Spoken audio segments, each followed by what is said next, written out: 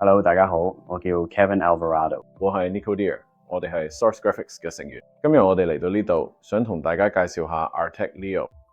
我身邊有 Kevin，佢喺 3D 掃描領域已經有超過2年經驗。Kevin，你可唔可以同我哋詳細講下 Artec Leo 有咩特點，同埋佢有咩地方係同市面上其他 3D 掃描器？係啊，第一樣你會留意到嘅就係佢完全係手提式，冇線、冇電源線，唔使連接電腦。你掃描嘅時候，所有資料都會直接儲存喺部機入邊啦。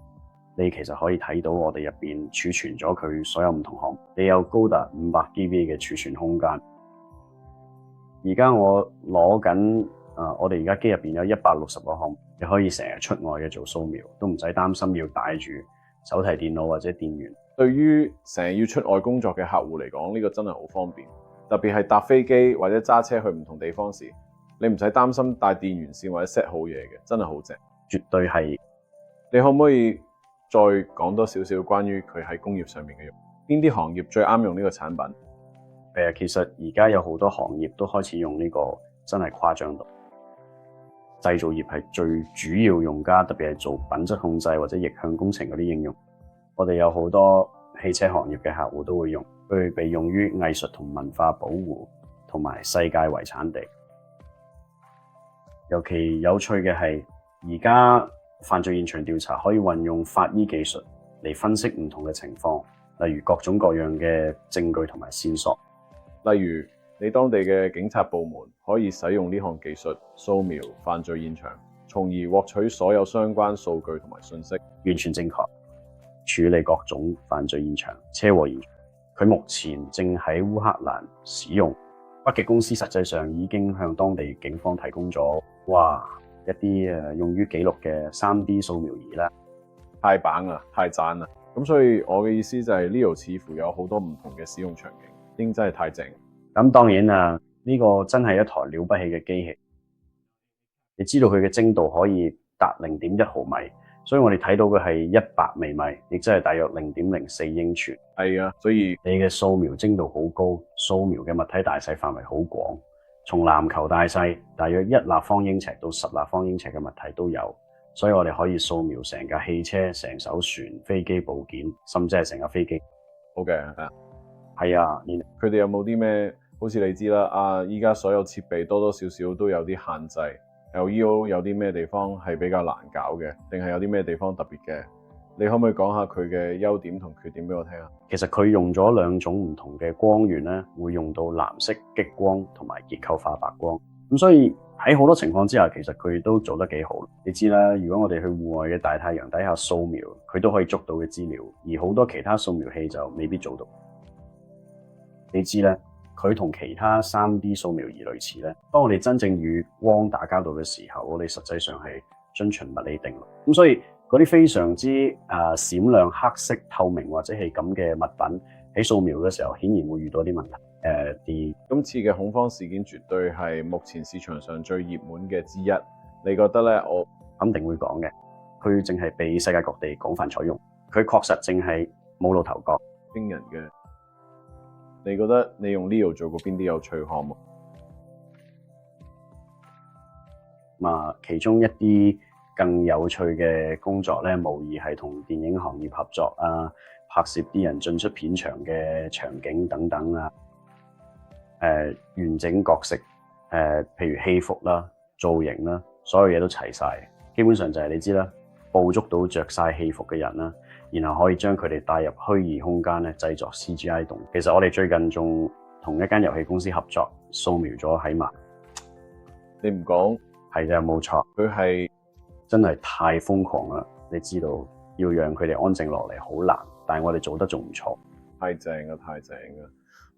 既然你今日喺度，我諗請你俾我簡單介紹下呢台掃描儀咯。你能否俾我做一個簡單嘅演示？100%，我一直喺度等你問我。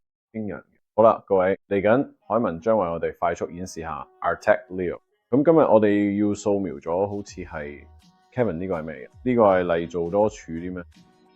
其實呢個係石膏處理，我覺得佢可以展示到好多細緻嘅紋理，而且件嘢本身都幾大件。你可以想象下呢個好似係一個車仔嘅儀表板嘅，又或者係一啲你要做快速質量分析，或者要反向工程嘅工件，又或者呢個係一啲舊嘅長嘅石碑，你想掃描佢，保留翻喺原本嘅形態。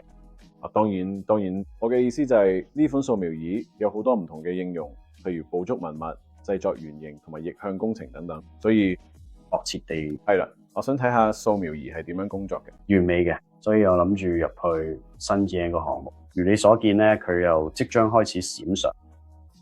基本上佢會喺構建呢個物體嘅同時拍攝大量相，佢仲會幫個物件影相去呈現咗所有嘅紋理。所以我哋會從掃描儀攞翻顏色資訊。如果我行近少少，咁其實會提示我太貼近個物件。如果我行遠啲，佢又會話我太遠，佢有一個固定嘅焦距。所以我哋最好保持大約1.5尺到2尺左右嘅距離。如果我太貼近，就會見到有啲橙紅色嘅色調；如果我太遠咧，就會見到有啲藍色嘅色調。所以綠色就係啱嘅。我而家會錄製開始建立我哋物。我而家要做嘅就係喺我個物件上邊掃過去，我會盡量覆蓋之前已經掃描過嘅範圍。而家我可以用唔同嘅角度，甚至可以反轉件佢去掃佢難掃到嘅泥區。但係其實我主要都係圍住個物件咁樣掃描。如果你留意到件物件上面係咁追蹤點嘅，呢個係因為 Artec 會用顏色同埋幾何形狀一齊去追蹤佢哋嘅掃描。當我哋完成咗掃描之後，你就可以好似而家咁樣圍住個物件轉嚟轉去，基本上就係喺空間入邊嚟緊一個 3D 物件。好正，而且對於佢成日要出街嘅帶電腦嘅客人嚟講都好方便，因為佢哋可以即時睇到個物件被掃描緊。冇錯，但係如果你注意到我哋冇睇到物體嘅底部，佢掉喺地埋啦，你能幫我將儲翻過嚟咩？課程我基本上唔會去考慮佢個位置或者其他任何問題，我哋只需要再做一次掃描。OK，我哋將把呢啲信息添加到之前嘅信息中，咁樣我哋就得到咗一個大嘅對象，完美嘅，而且冇地板，出邊都冇多餘嘅信息。咁所以我要重新啟動，直接進入我嘅綠色區域，點擊掃描，然後重新開始掃描。所以我只想問一個簡單問題，因為我哋要將呢個物體嘅兩個唔同方向結合起嚟，所以 Artec 實際上能夠將物體嘅兩個不同側面合併喺一齊咩？係嘅，佢基本上會查看物體上嘅唔同參考點，無論係基於幾何形狀定顏色，並將佢哋匹配起上嚟，從而得到一個物體啦。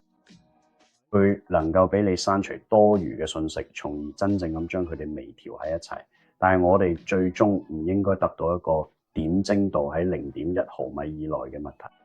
呢啲真係令人驚人嘅。如你所見咧，呢個係我哋嘅第2次掃描結果。所以所有呢啲功能都顯示喺設備內置嘅4英寸觸摸屏上咩？係啊，而且其實個熒幕都可以彈出嚟。咁如果你要舉高啲去掃描物件，都可以方便啲。有少少高位。OK， 完美。咁但係我哋下一步就係要將呢啲資料入電腦，咁我哋先可以做後期處理，真正嚟到可用嘅 STL 或 OBJ 模型。好，咁我哋嚟緊就進入軟件部分啦。太好啦，而家你睇清楚啦，我哋而家喺技術工作室，你可以環顧四周啊，觀察物體，可以睇到我哋掃描過嘅柱子兩側。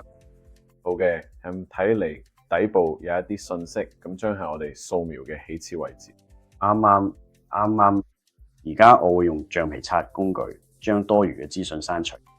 如果你留意到，我可能掃描咗後邊牆身，所以我先用套索工具將個部分刪走。但係而家我用緊基本選擇工具，呢個有啲似 AI 工具，佢會識得分辨同一個平面上嘅所有嘅，而同佢垂直嘅就唔會監選出嚟。咁其實好方便，例如話你可以刪除同你個物件完全無關嘅資訊，基本上你唔使自己逐個位展開再決定邊啲要保留 ，AI 會幫你搞掂晒。冇錯，你知道與其落去用套索工具進行微調，我哋不如直接使用 Artec Studio 中嘅工具，想盡快把呢件事辦完美嘅。而家你睇嗰邊嘅屏幕右側嘅信息係咪顯示嘅係呢啲？呢個就係我哋所有嘅模同埋唔同嘅掃描結果啦咩？正確嘅，如你所見，我每次掃描咧都會開啟同埋關閉。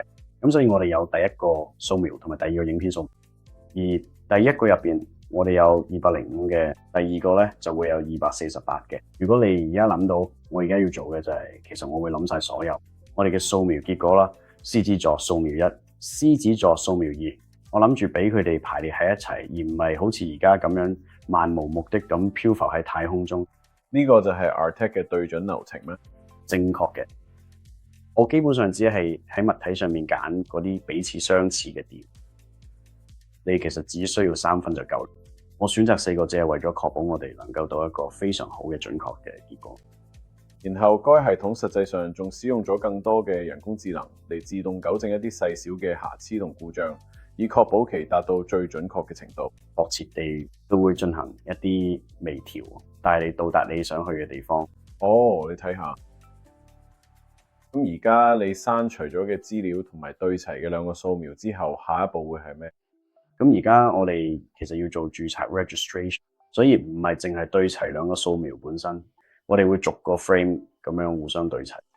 咁我哋總共會有453個 frame， 會再微調一下，令成個結構更加緊。你會睇到而家你見到嘅唔係模糊嘅表面咧，而係每一條線咧都係一個與你嘅視線垂直嘅表面。你會睇到佢哋變得更加精細，細節亦都更加豐富，同埋咁所以而家我哋嘗試消除重影效應啦。呢個就係我哋見到 X 射線模式嘅原因。完全正確，完全正確。我而家基本上就會去 Fusion 嗰邊，呢度你其實可以調高或者調低嘅離度，令效果更加平滑或者更加明。我哋可以改變最大值，或者我哋喺 3D 解像度。而家我設定咗係 0.5， 呢個設定幾好。其實唔知係點，佢係由 0.1 去到1。呢個將真正展示一啲細微之處，或者根據你對模型精確度嘅要求而略作概括。好嘅，呢啲嘅設置咧，大部分都係好似每個掃描儀嘅預設值一樣，定係次次都需要調整？係嘅，每個掃描儀咧都有自己嘅一套默認參數，但係你可以根據需要進行調整。我建議始終使用默認參數嘅，佢通常會俾你帶嚟非常有用嘅驚人嘅。好嘅，而家我哋已經完成咗 Fusion 模型，咁我哋可以用呢個完全融合嘅3維模型做啲咩呢？我哋能測量佢啊，我哋能夠填補呢啲漏洞咩？我哋嘅技術仲有邊啲其他功能？係嘅，嚟緊我要向你哋展示一啲填洞功能。咁我而家會將個物件旋轉到一個我可以睇到嘅位置。你會見到明顯有嘅窿，你可以見到後邊嘅煤。而呢個功能修補窿洞工具，其實會幫你標示出模型上每一個窿。你可以諗左邊見到個清單，見到有幾多個窿。如果我點擊一個又一個，佢會幫我檢查嘅掃描或者咁窿。我會僱用平滑而唔係平面啦，因為我想佢跟翻表面嘅曲線咧，盡量用最聰明嘅方法去補充資料。我只要佢填補窿洞咧，佢就會自動幫我搞掂。咁我再填多幾個窿俾你睇下效果。佢會盡力去還原翻原本嘅表面，但係你要記住，如果有窿，其實你可以翻去再掃多啲資料，再加翻入去掃描度，咁可以取代真實掃描嘅數據。而家我哋基本上只係喺度整一個我哋估計原本存在嘅表面，其實我哋係想要個真實嘅表面，翻去再掃描，加翻入去。呢個就係線性量度工具啦。咁所以我哋基本上只係喺模型上面一點。正如你所問咧，你可以直接喺軟件入邊量度數據，你都可以儲存埋嘅量度數據。佢都有表面面積同體積嘅功能。因為個模型唔係密封，所以我哋睇唔到體積。入邊仲有個窿未補好。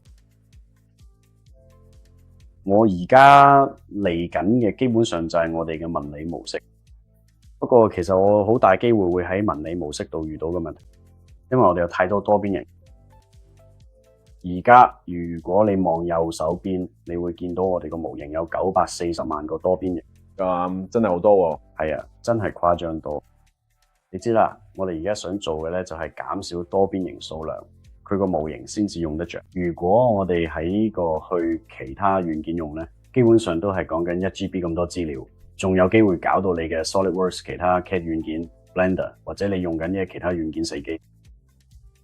理論上，如果我哋簡化咗25%個檔案大小都會減少20%，所以你只能及到1/4嘅大細。喺呢個軟件裏邊咧，係使用起嚟會容易得多，重新添加文理同埋顏色信息會容易得多，而且其他軟件亦都更容易打開。